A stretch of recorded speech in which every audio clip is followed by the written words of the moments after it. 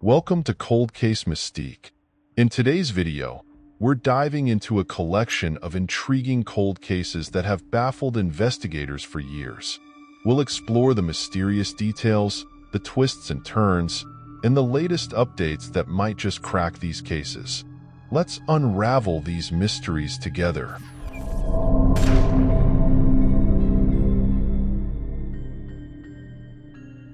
Natal King, a 46-year-old Eagleville, Pennsylvania, photographer, was charged in March 2004 with killing 23-year-old porn actress and model Natal King, also known by her stage name Taylor Summers. Although Anthony Joseph Frederick was accused of murder, mishandling a corpse, and having a knife, he later told reporters he was innocent as he was being removed from the courtroom. Frederick was also accused of lying to detectives over Natal's death, according to District Attorney Bruce Castor. Before her body was found in what is described as a rugged and densely wooded location near the Schuylkill River in Philadelphia, Natal, a Canadian national, had been missing for more than 3 weeks. She had many knife wounds to her hands, neck, and chest, and her remains revealed that she had been subjected to extreme abuse. Her body had been wrapped in a background that looked like it belonged to a photographer. Evidently, Bruce Castor informed the reporters she fought back against her assailant. Both the detectives and I think that she was killed by Anthony Frederick as a result of a fantasized sexual bondage. It seems that the reason for the argument between Frederick and Natal was because he could not provide her the $900 she was due for taking part in his shoot, despite the fact that many headlines state that the crime involved bondage.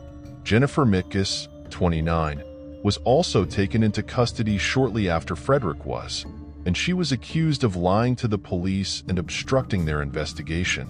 As Frederick's assistant, investigators stated that they thought she was complicit in helping to hide the murder. Frederick admitted to the detectives that on February 29, 2004, he shot 20 pictures of Natal and that he had given her the money she was due. After that, she vanished from sight. But Natal's roommates remember that the 23-year-old had called to tell that the photographer had grossed her out and that she would check in again in a few hours.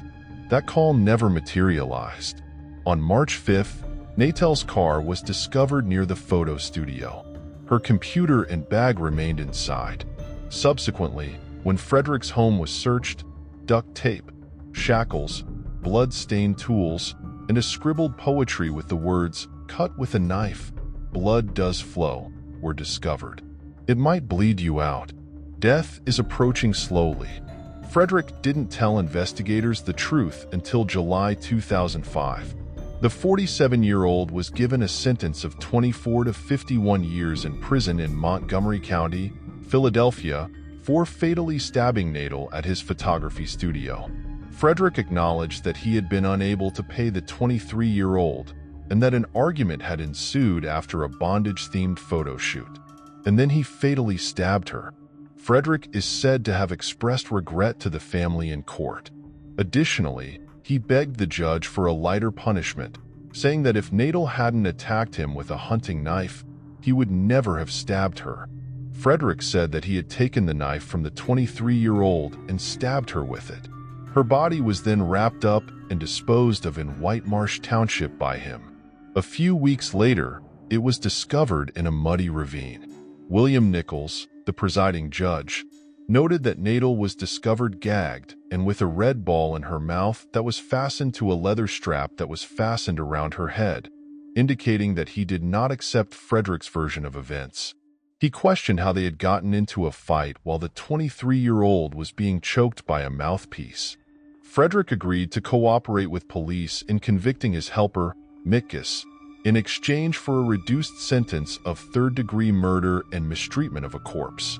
DA Bruce Castor said that he probably would have been given a life sentence for first-degree murder if the case had gone to trial. "I'm more annoyed that we have to proceed in this way," he said to the reporters. "In all the decades I have been doing this, I have never witnessed a scenario where we had the lesser co-defendant holding out. We had to come to an arrangement with the more serious defendant in order to obtain the felonies against her. That, in my opinion, was a truly horrible outcome. Eventually, Mitkas acknowledged her involvement in the murder, saying that she had assisted in wrapping and loading Natal's body into the vehicle. She had also mopped the blood off the photographic studio floor. In the end, she entered a guilty plea to multiple offenses, including misuse of a corpse and falsifying or interfering with tangible evidence. In addition to the 6 months she had already served, she was sentenced to 6 to 23 months in jail, 4 years of probation, and a $500 fine. Daniel King, Natal's father, told reporters that although justice was done in the courtroom, it was not done for us. Natal won't return as a result. To help pay for college, the 23-year-old had been working in the pornographic sector. Her father stated in court that she had aspirations of being a mother and a psychologist. If you're fascinated by true crime and enjoying the video so far, make sure to hit that subscribe button and give this video a thumbs up to stay updated on all our latest content. Moving on to the next case. Mildred and Stanley Zukowski.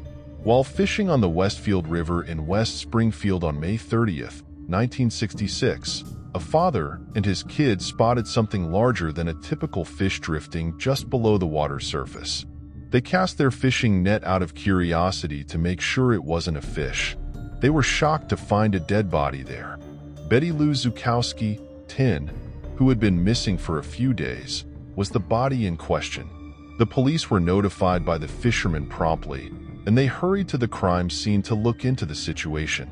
Mildred and Stanley Zukowski had reported their daughter missing to the Chicopee Police Department at the time. Then the police called them to come determine whether their daughter, who had gone missing, was buried there. Being a parent's worst nightmare is having to bury their own child. Mildred and Stanley hoped Betty Lou wouldn't be the one discovered dead in the river and prayed for her safety.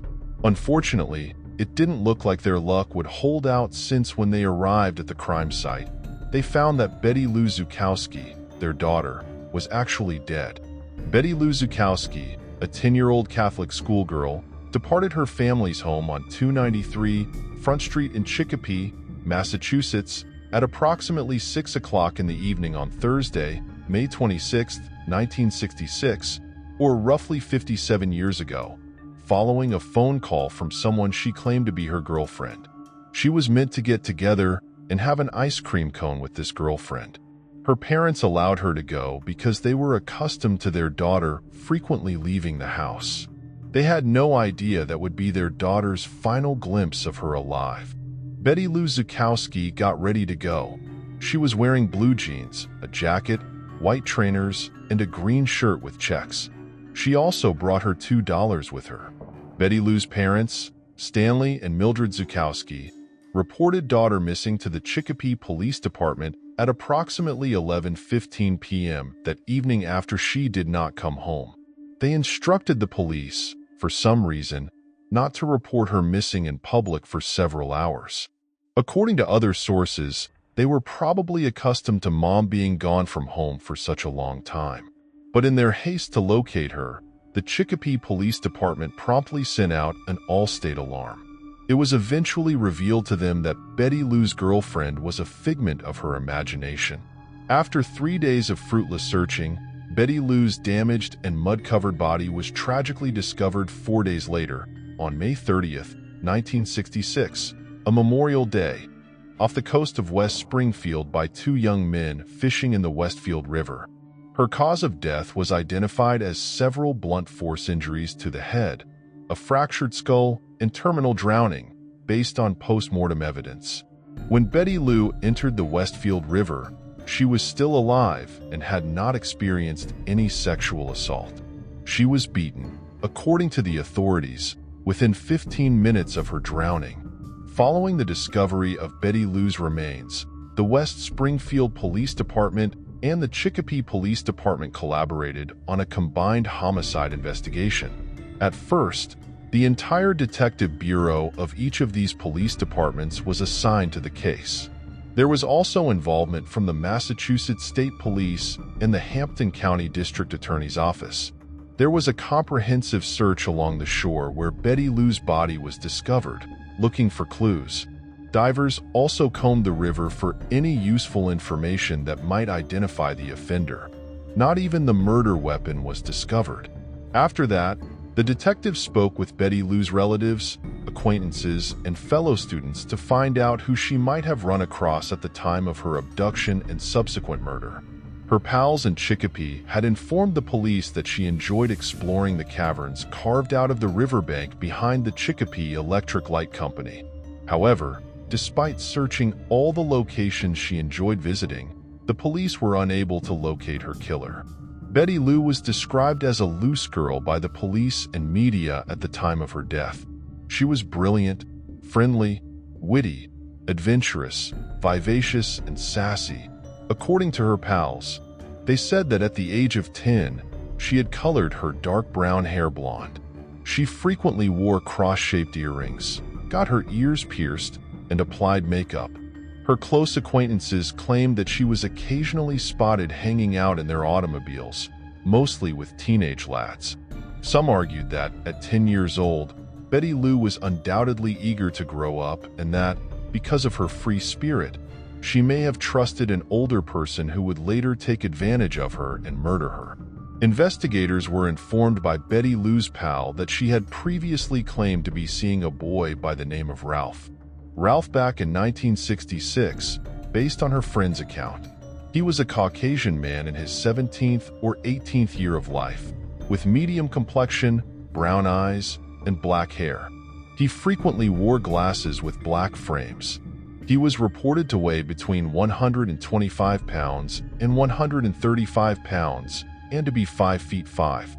He either drove a dark green Chevrolet sedan or a Chevrolet with a white or light blue top and a dark blue bottom. But the cops found out that there was no such person named Ralph. Either Ralph had lied to Betty Lou about his name, or Betty Lou had lied to Ralph about his real identity. Since Betty Lou would not have left her house after receiving the call on Thursday night, the police assumed that she knew the person who killed her. Investigators say she rode in a car driven by someone she knew, met up with this individual, and ended up in West Springfield. Nevertheless, there were no noteworthy leads in the days that followed the finding of her remains. Betty Lou Zukowski was buried on June 2, 1966, the day she turned 11 years old. Her funeral was performed with great mass honors at Holy Name Church in Chicopee. Pallbearers included a number of her 5th grade classmates from the Valentine School in Chicopee. Her entire class, along with her teacher, attended her burial. Deeply loved and full of spirit was Betty Lou. Detectives used the accounts of 2 witnesses to create a sketch of the suspect 1 week after Betty Lou's remains were discovered. The final person to see Betty Lou alive, only hours before her death on May 26, 1966, was one of these witnesses. But this drawing resembled Ralph's description.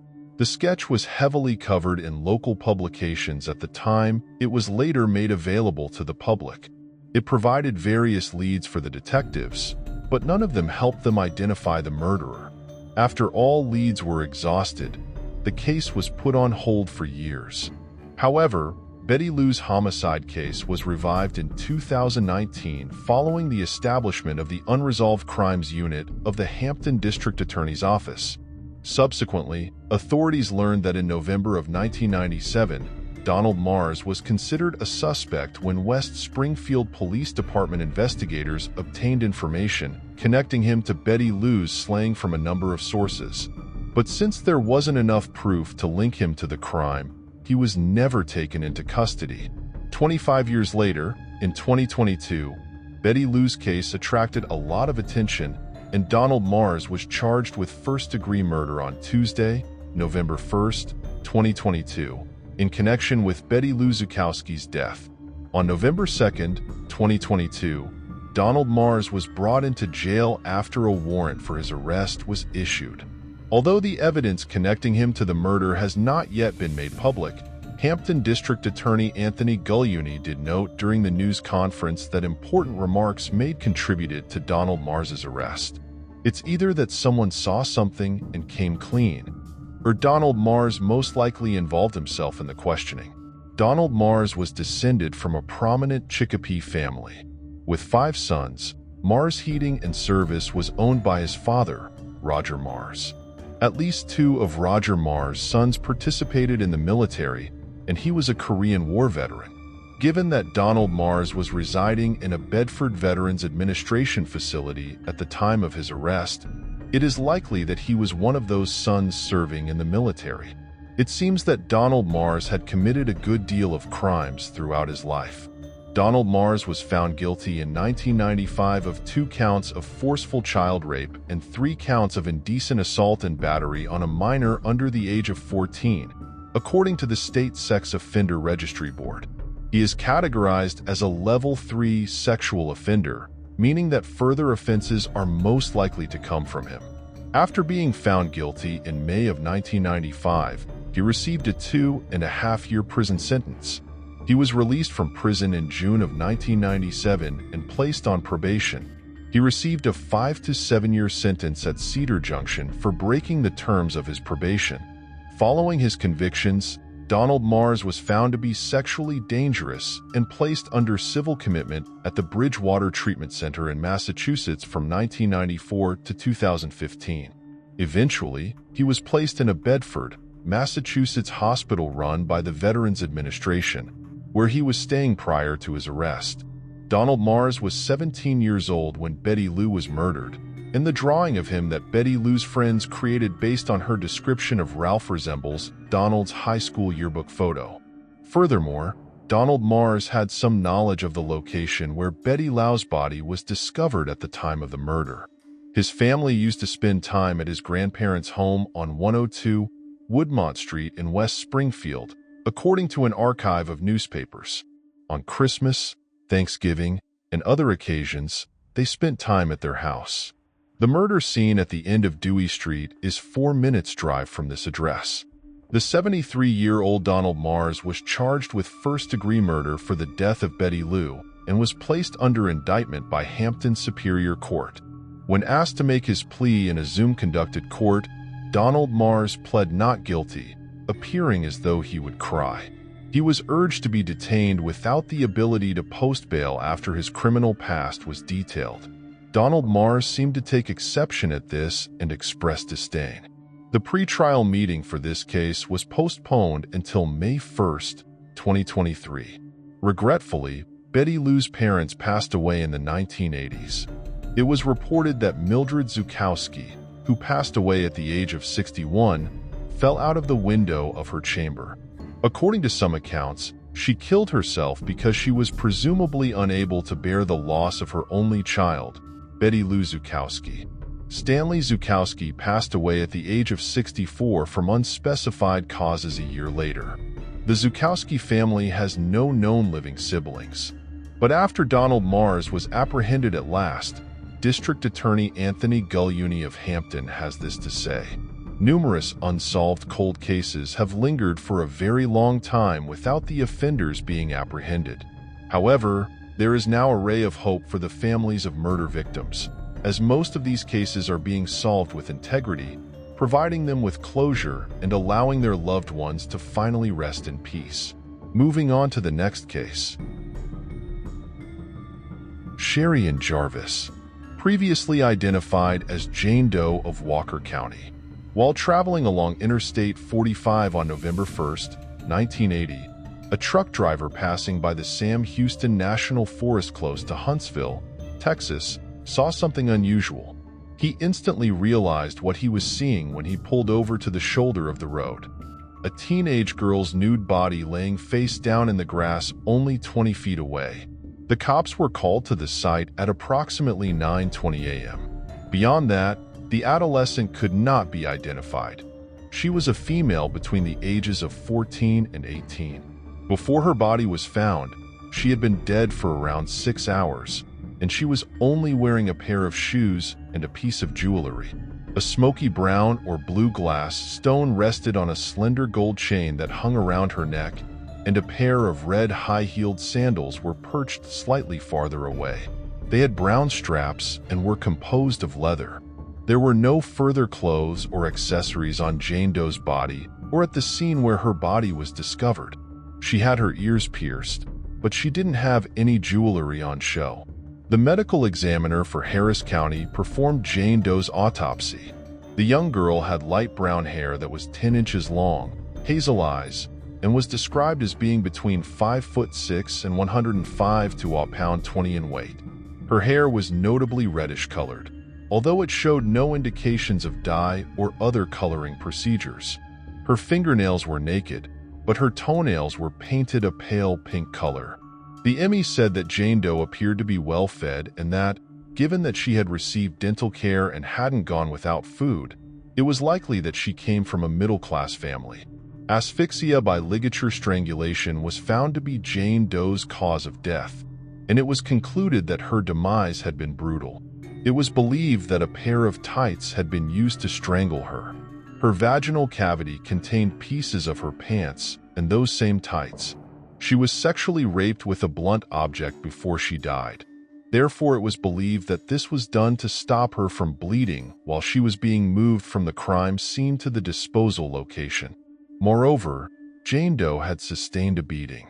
Her right shoulder had a deep bite mark on it, and her face was very swollen, especially around her mouth and eyes. Since she lacked identification, authorities understood they would have a difficult time finding her companion. They quickly made an appeal to the public for information in an attempt to find out where she had been and whether she was traveling with someone before her death. They soon had a hit. The day before Jane Doe was killed, several witnesses saw her. Among these witnesses were 2 workers from the hitch and post truck stop, as well as the manager of a Gulf service station, who all saw her dressed in a dirty yellow pullover, a white knit sweatshirt with big pockets, and blue pants. She was also seen wearing the red sandals that were discovered at the landfill. Witness statements state that at approximately 6:30 on the evening of October 31st, Jane Doe showed up at the Gulf petrol station looking a little disheveled. She had just gotten out of a blue Chevrolet Caprice, 1970, 1973, or 1974, with a light-colored top, driven by a white man. The adolescent was in the petrol station and wanted instructions to the Ellis Prison Farm in Walker County, Texas, run by the Texas Department of Corrections. These days, people just call these places the Ellis units. After receiving instructions, Jane Doe set out once more, but this time she went on foot. Later on, Sam Houston Avenue northbound walking was observed by her.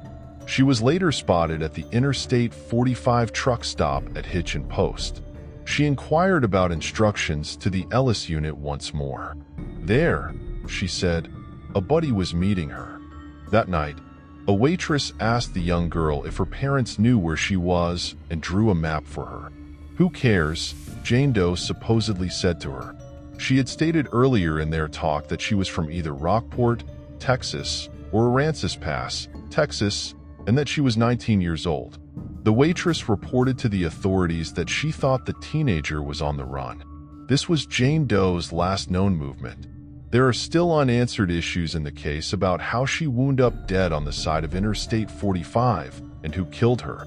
When authorities discovered she had been trying to enter Ellis units, they questioned prisoners and staff members, but no one identified her picture. Only one prisoner reportedly matched the young girl's age, but they were never put in contact.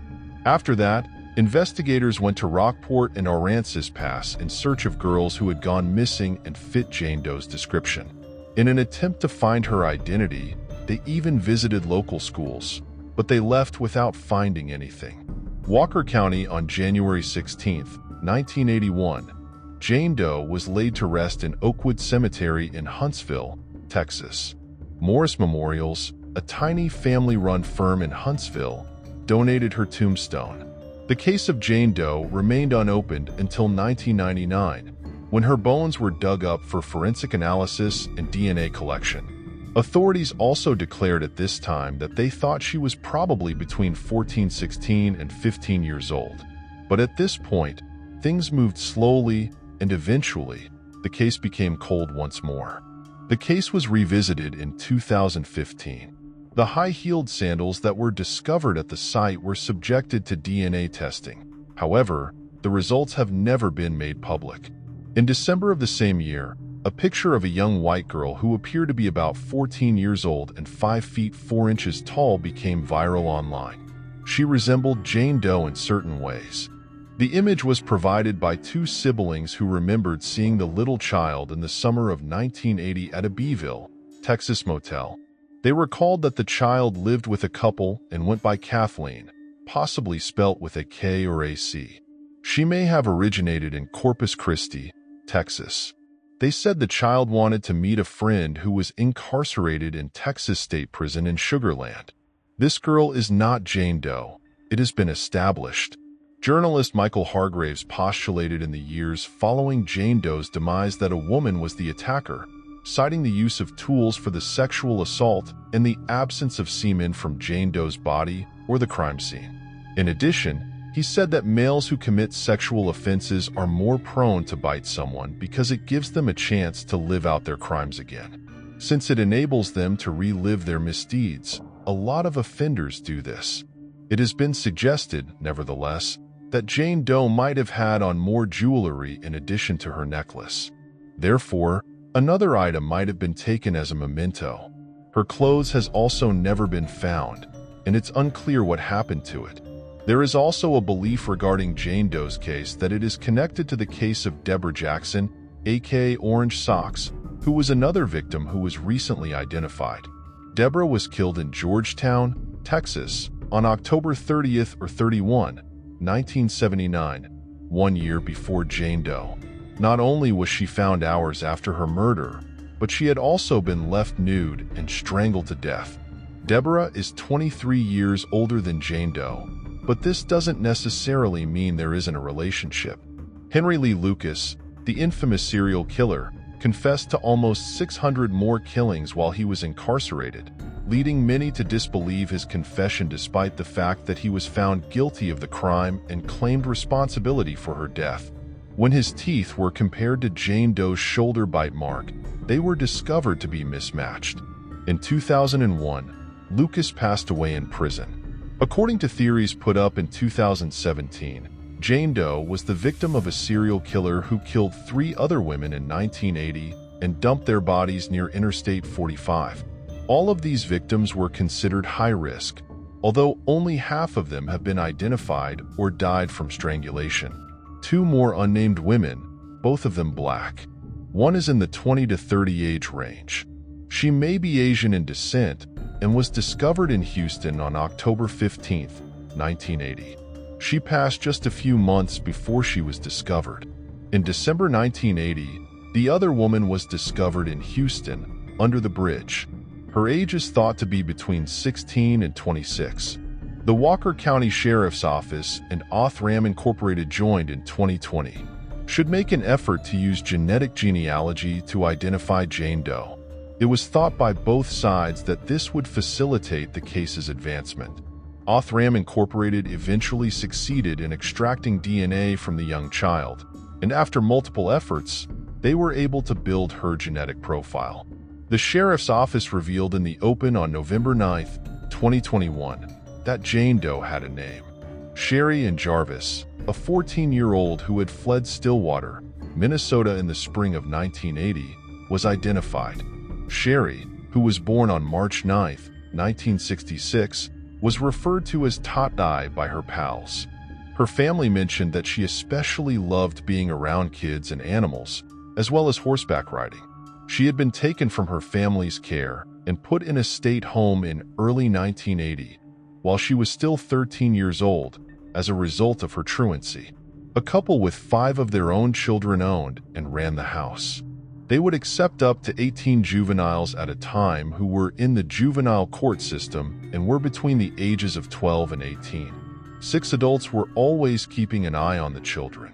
When Sherry was scheduled to appear in court in March 1980 at the Washington County Courthouse, she fled with 2 females who were not named, and they later chose to go back home.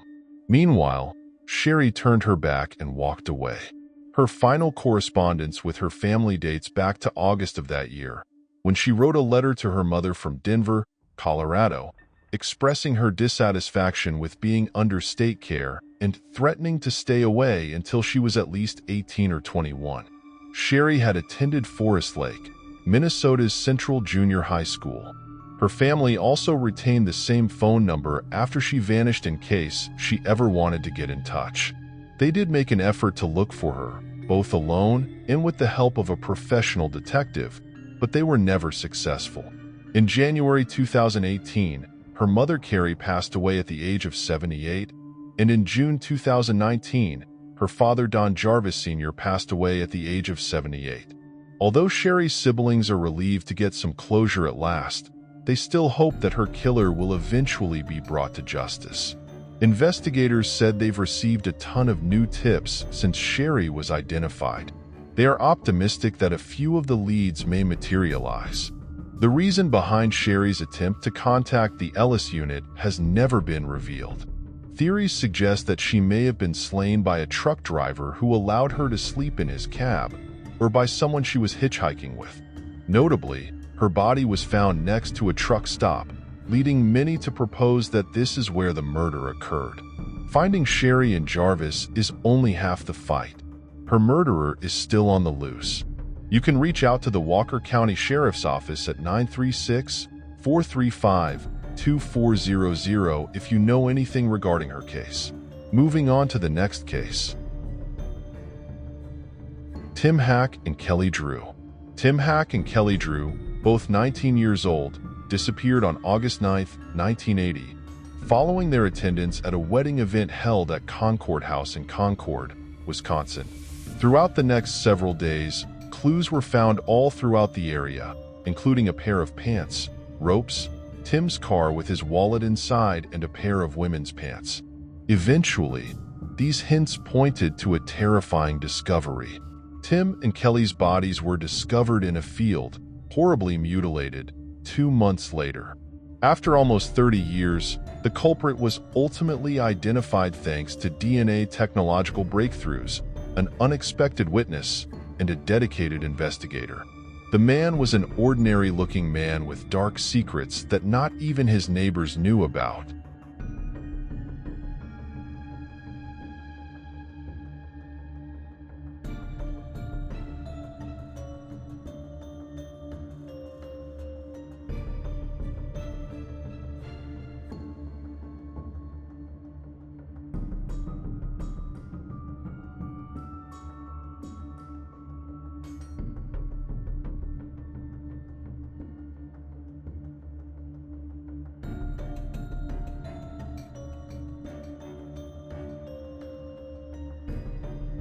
Percent national average.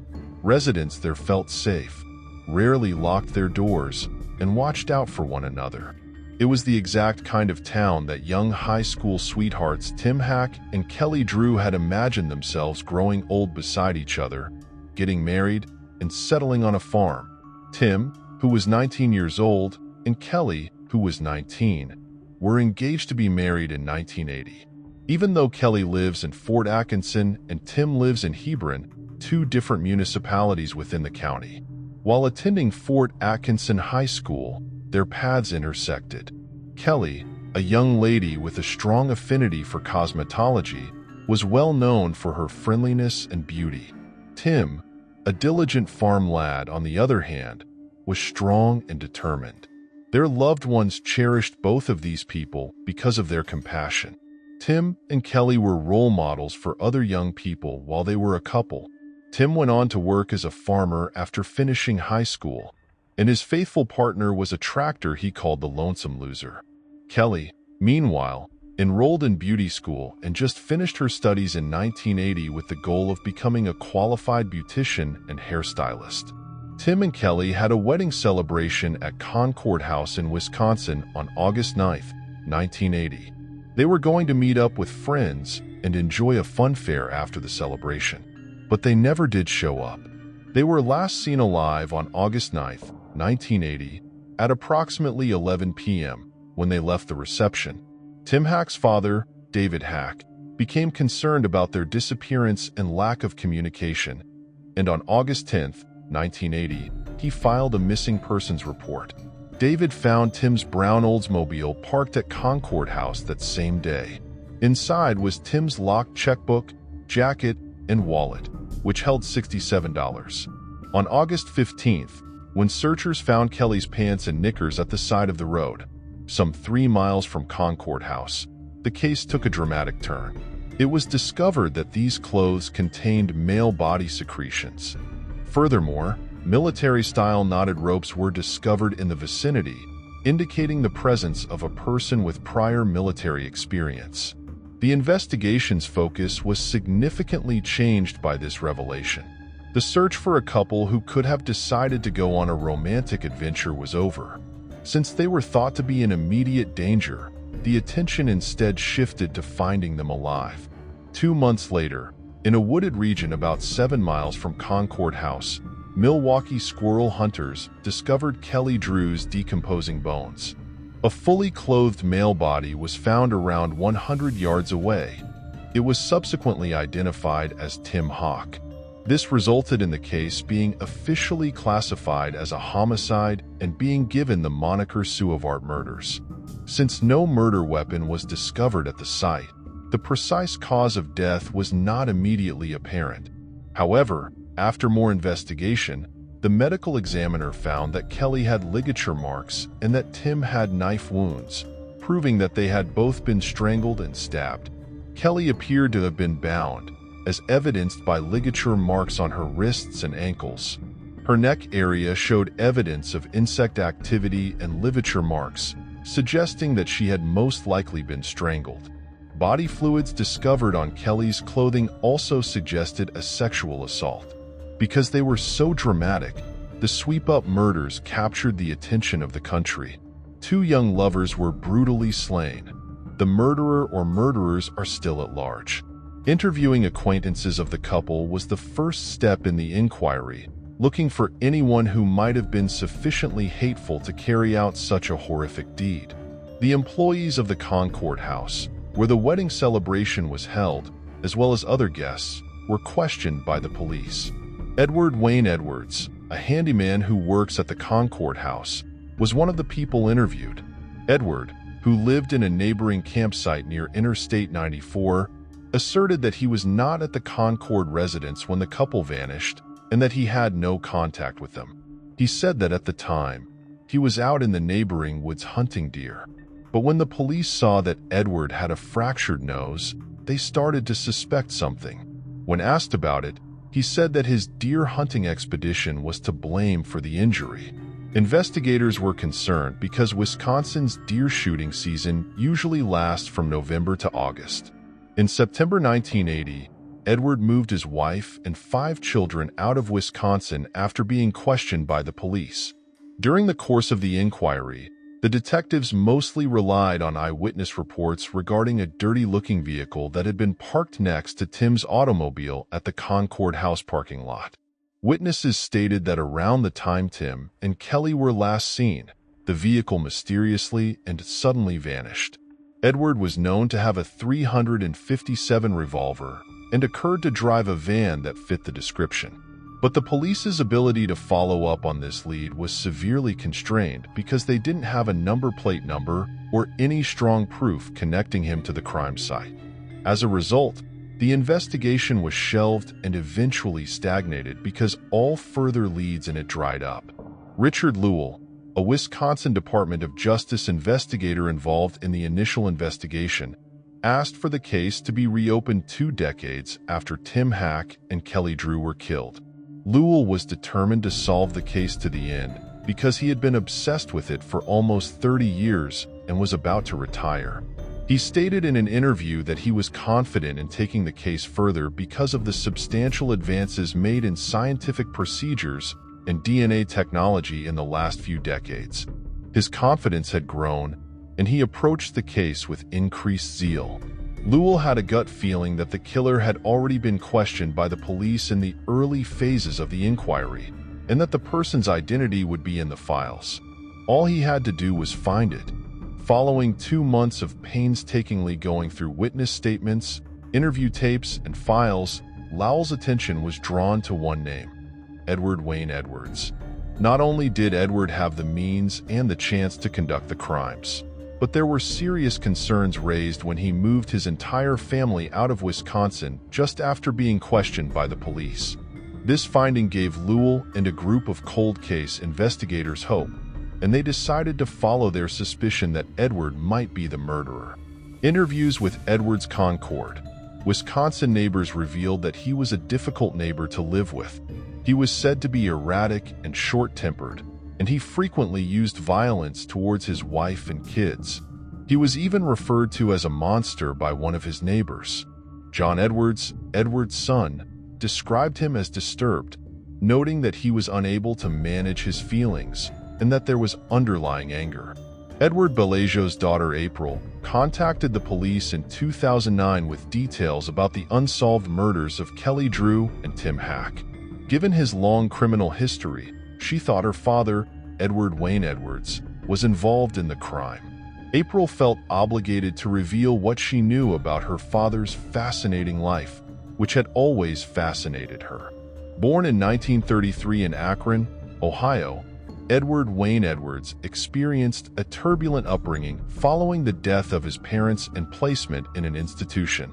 His abusive upbringing there influenced his rebellious adolescent personality. Edward's criminal record started early due to a series of small infractions, which eventually led to his membership in the U.S. Marines at the age of 18.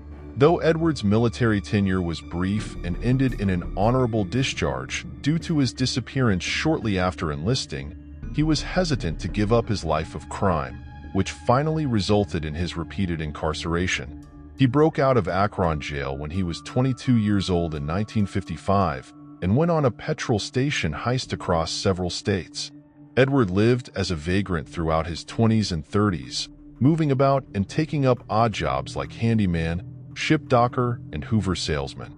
His love of his reputation during this time is evident in his memoirs. Edward openly acknowledged that he was a fame seeker and had never used a pseudonym or disguised his name while committing crimes.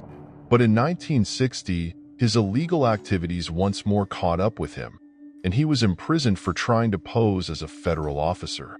Edward was being detained in a jail in Portland, Oregon, but he escaped, leading the FBI to identify him as one of their top 10 most wanted in 1961. He was finally captured by the authorities in 1962 and taken to the United States Penitentiary, Leavenworth. However, in 1967, Edward was given release because of his exemplary behavior. In his memoir, he gave gratitude to a caring guard at Leavenworth for his personal development. Edward got married and followed his dream of becoming a motivational speaker after being freed. At 39 years old, he appeared on TV shows including What's My Line? And To Tell the Truth in 1972. His autobiography, The Metamorphosis of a Criminal, was released in the same year. Ed Edwards' genuine life tale. Edwards' luck appeared to be finally changing for the better.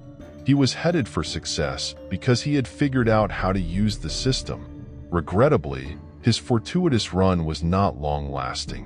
In 1977, Edward killed his first victim, Billy Law, age 21, and his girlfriend, Judith Straub, age 18, both of Sterling, Ohio. On August 7, 1977, the couple went on a date, but they never came back. Their shoes and purse were left behind when Judith's automobile was found later that day in the Silver Creek Metro Park parking lot. The day after the event, August 8th, Norton police launched a search for Billy and Judith with the help of family members and a National Guard helicopter. Eventually, the search team found their bodies hidden in the thick undergrowth next to Metro Park. It was clear that a 20-gauge shotgun had been used to shoot them mercilessly at close range. Edward was able to avoid justice for the killings at that time because detectives were unable to link his case to those of Billy and Judith. But these murders also created a pattern that would hold true for Tim and Kelly's later kills. In the meantime, Edward was detained in Pennsylvania once more by 1982, this time for arson, at the age of 49. Still, he was proud of his illicit accomplishments. Edward wrote a letter to the FBI in 1993 asking for his criminal and past records from 19 different locales. These tapes were allegedly meant to be part of a new book he was writing on the criminals he had come into contact with while incarcerated, people like Jimmy Hoffa, Tony Provenzano, and Charles Manson. At the age of 63, Edward killed 3 people in 1996. This time, the victim was Danny Boy Edwards, a 25-year-old foster son who had lived with him for 7 years in Burton, Ohio. Danny Boy had been a U.S. Army soldier before his untimely death. In some way, Edward was able to convince him to turn against the Army and go home. Edward cruelly killed Danny Boy with 2 gunshots to the face after tricking him into going into the neighboring woods. After that, Edward heartlessly dumped Danny Boy's body in a shallow hole, where it was later found by a hunter who immediately informed the police. Like with these first few killings, Edward spent a few years avoiding justice for killing Danny Boyle. Those who knew Edward well, like his daughter April and son John, characterized him as a very disturbed person. His severe abuse of his wife and kids caused them to run away from home as soon as they could in order to get away from his suffering. Investigators were adamant that Edward matched the archetypal serial killer in every way. His lengthy criminal past, his physical abuse of family members, and the fact that he chronicled his crimes in a book all suggested that he was a narcissist.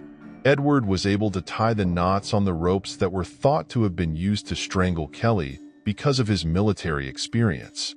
His history of arson contributed to the impression that he was a very domineering person. His Louisville, Kentucky neighbors were ignorant of the evil mind that lurked within him, despite his senior look and dependence on a wheelchair and oxygen tank due to his weight. Investigators now have a stronger reason to believe Edward was involved in the killings, though, thanks to fresh evidence and April's comments. When Edward first showed up at his Louisville house, he claimed not to have known about Tim Hack and Kelly Drew's killings. However, he acknowledged seeing the couple and being at the Concord house the night of the killings when pressed further. In addition, he acknowledged that, unlike his earlier assertions, he had not been deer hunting that evening. A salivar swab for DNA testing was approved by Edward, who was optimistic that the results would be exonerating. Still, the results of the DNA test matched the material discovered on Kelly's trousers.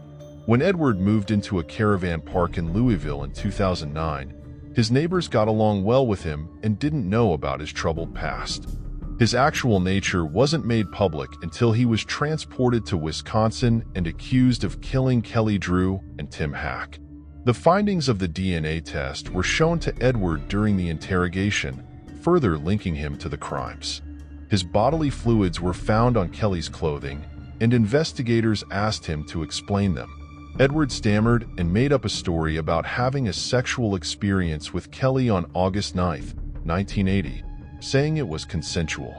With frenzied gestures, he shifted about in his chair. He sighed and muttered something under his breath, sensing the skepticism of the investigators.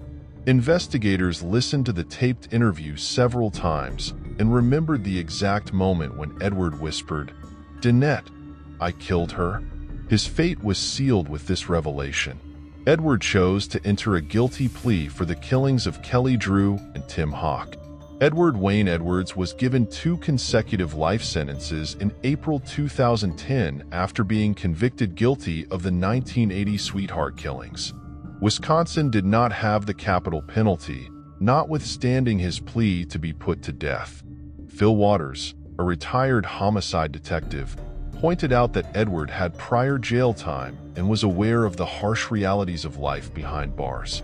Not one to spend his days in prison, Edward wrote to the Ohio prosecutor's office, threatening to have a needle put in his arm in an attempt to get them to pursue the death sentence. Edward admitted to the 1977 murders of Judith Straub and Billy Irvaco in 2010. However, he was given life sentences for each because the death penalty was not in effect at the time. Still, he had one last revelation to share. In 2011, Edward acknowledged killing Danny Boy Edwards, his foster son, in order to get the life insurance money during an interview in a jailhouse. His plan worked this time, and on March 8, 2011, he was given the death penalty for the murder of Danny Boy Edward. Investigators surmised that Edward may have had 9 to 15 unidentified victims, despite his conviction for 5 murders. Detective Chad Garcia from the Jefferson County Sheriff's Office, one of the investigators in the Sweetheart murders, also suggested that Edward might have been responsible for 15 other murders, including the Zodiac killings. In the book The Peyton Allen Files, Phil Stanford made the suggestion that Edward might have been responsible for the 1960 murders of Beverly Allen and Larry Peyton in Portland, Oregon. Although these allegations are still unsubstantiated, retired murder detective John Cameron expressed the opinion that Edward was responsible for the Zodiac killings and other well-known unsolved crimes. At the age of 77, Edward Edwards passed away from natural causes on April 7, 2011, at the Corrections Medical Center in Columbus, Ohio.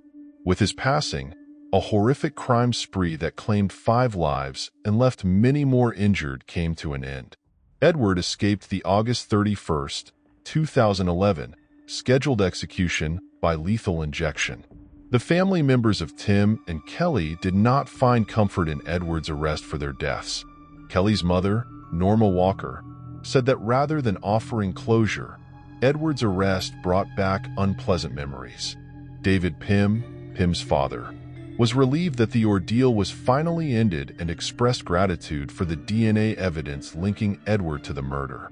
April Bellagio, the daughter of Edward, contributed to the resolution of the cold case and now uses her podcast, The Clearing, to help families of victims whose cases remain unsolved.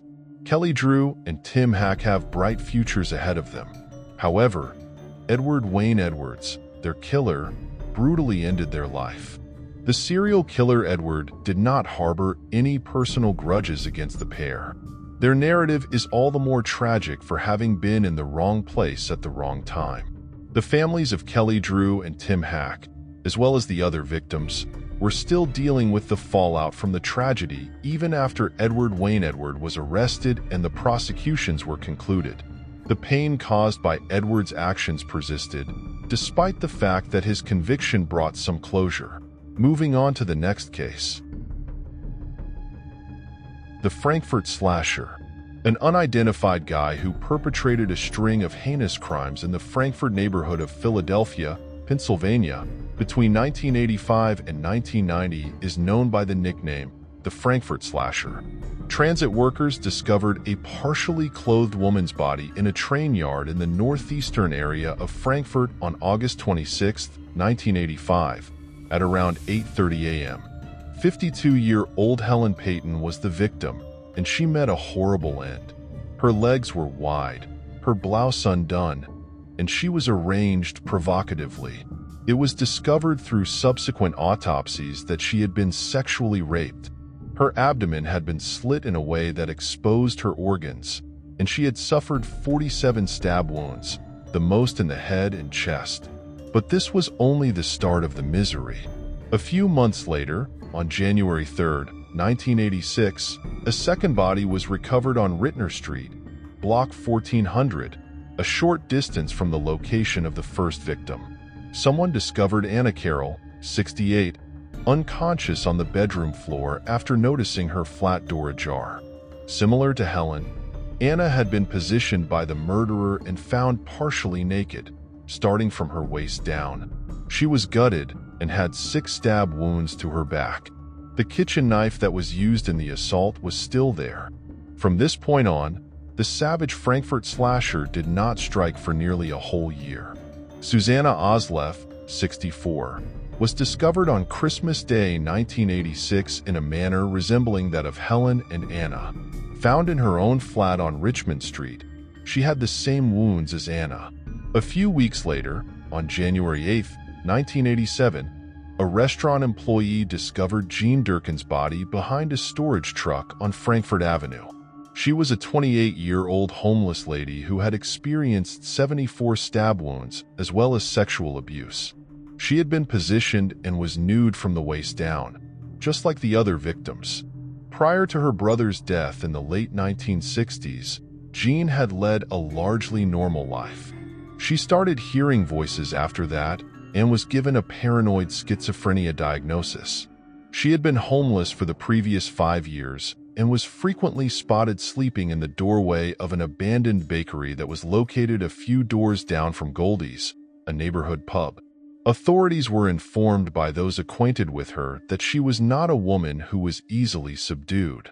Because of how badly Jean battled, 6 police officers had already attempted to arrest her before giving up. Because of this, police theorized that she might have known the person who killed her and had dropped her guard. They also found out that the night before the 28-year-old was put to death, she got into a fight with another lady, Michelle Martin, a client of Goldie's, about a blanket. However, Michelle was eventually excluded from the inquiry. Investigators started piecing the puzzle together gradually. The violent and hateful attacks and abuse of 4 women in the Frankford neighborhood cannot have happened by accident. Ultimately, a link between all 4 deaths was established by the investigators. Goldie's was a well-liked pub on Frankford Avenue where they had all been frequent patrons. The neighborhood had a reputation as a center of nightlife and was widely known for its drug users. Though it hasn't been proved either way, there is conjecture regarding the victims of the slasher being sex workers. After this finding, the area was surveyed and a task force was established by the government. When questioned, a female Goldie's barmaid acknowledged knowing most of the victims, even mentioning that Jean typically came in to stay warm. She said that she thought a customer was responsible for the killings, but she gave no explanation or other information. It was discovered that Susanna frequented the pub 3 days before to her death, and that she was constantly interacting with patrons. But Anna was said to have kept quiet and purchased her own beverages. At this point, the authorities made the decision to inform the media that the crimes had nothing to do with one another. Maybe this was done to keep city dwellers from going into panic. Following this, the killings ceased for a year before resuming in January 1988, following the discovery of Margaret Vaughn's body, then 66 years old. She had been stabbed 29 times when she was found laying in the entrance of her 49-100 apartment block on Penn Street. On this occasion, nevertheless, the investigators were slightly fortunate. A barman remembered seeing Margaret the night before with a middle-aged Caucasian bartender who was described as limping and having a round face and glasses. She remembered enough information to allow for the creation of a composite sketch, which was then circulated across the city. Sadly, despite the police department's plea for assistance, no useful leads were obtained. Teresa Sciortino, 30, was discovered alone in her Arrett Street flat on January 19, 1989. She was found face up, dressed in only white socks, with stab wounds across her face, chest, and arms. She had suffered sexual assault with a piece of wood in addition to being stabbed 25 times. A bloody shoe print was discovered at the scene, but it was never linked to anyone, and a kitchen knife that was identified as the murder weapon was discovered there. After being questioned by police, the neighbors claimed to have heard a scuffle in her flat and then a loud thump that sounded like something being thrown to the floor. But they didn't give it much thought at the time and didn't do anything about it. Shortly after 6 p.m., Teresa was allegedly spotted with a middle-aged white man, and this was when the altercation was reported. The 30-year-old was a frequent customer of Goldie's, as was to be anticipated at this stage. After Teresa's death, the Frankford Slasher remained silent for more than a year. Not until April 19, 1990 did they launch another attack. Carol Dowd, 46, was found in an alleyway close to a fish market at around 2 in the morning by a patrolling police officer. A slit had exposed her internal organs, and she had sustained 36 stab wounds. But after investigating Carol's past, authorities discovered another significant relationship between a number of their victims. In the years preceding their deaths, Teresa, Carol, and Jean had all been admitted to and discharged from mental hospitals. When Teresa was killed, she was still receiving treatment as an outpatient. After Carol was discovered, police turned their focus to the fish market where they started questioning the staff. They paid particular attention to Leonard Christopher, a black man who lived nearby and was acquainted with Margaret Vaughn, one of the victims. He claimed to be 39 years old and to have been with his girlfriend the night Carol was killed, but his partner claimed that Carol had been by herself the entire time. Leonard was the most wanted man in law enforcement since he had no alibi, and it didn't take long for them to arrest him. Even though there was no evidence of blood, no motivation, no weapon, and several witnesses had seen the women with white men before to their deaths. On May 5, 1990, Leonard was taken into custody. The witness statements were inconsistent. While two witnesses stated they had seen Leonard and Carol stroll into an alley together around the time of her death, many who knew him said he was a fine man and had not been anywhere near the murder locations. The majority of the reports of the man who was last seen with the victims, including Carol herself, did not match his description. The 39-year-old was on trial for murder on June 20th. A few months later, on September 6, 1990, Michelle Martin's, 30, also known as Michelle Denner, body was discovered in her flat. She had suffered 23 stab wounds. Her body had been positioned, her organs showing. She was a frequent visitor to Goldie's and had recently undergone mental health treatment. She shared a street with Teresa and lived only 3 streets away from Carol. Moreover, this woman was the same one who had argued with Jean the previous evening before Jean's murder. Additionally, Michelle was seen the day before she died with a middle-aged white male who matched the slasher's original description. The jury was not informed of this crime, even though Leonard Christopher was incarcerated awaiting his sentence and could not have committed this murder. On December 12, 1990, Leonard was finally found guilty and given a life sentence, where he eventually passed away from cancer. He preserved his innocence all of his life. Other than Leonard, not much is known about potential suspects in the Frankford Slasher case. According to an early 2019 NBC article, a suspect who identified as a minister vanished during a police interrogation, but not before providing DNA samples. Add an additional elaboration. A CBS piece states that the offender rented an office at a neighboring church and pretended to be a counselor providing advice and comfort. The police reportedly learned about the death of their main suspect in 2008. After being questioned, he had gone away, and the killings had ceased. The name of this suspect has never been made public. It appears that there is still no solid evidence linking him to any of the crimes. For a brief period, there was a belief that the Frankford Slasher was related to the case of Catherine Jones, a 29-year-old woman who was discovered dead on the street in January of 1987. She had been fatally bludgeoned, yet she was discovered half-dressed and frozen. It seems that the slasher is not thought to be responsible for her situation. It is acknowledged by the case's new investigators that Leonard was most likely unfairly convicted. As of right now, there is still no closure on the Frankford Slasher case. Thanks for watching. We hope you enjoyed exploring these intriguing cold cases with us. If you found the video fascinating, don't forget to give it a thumbs up and subscribe to Cold Case Mystique for more deep dives into unsolved mysteries. Your support helps us bring you more compelling content.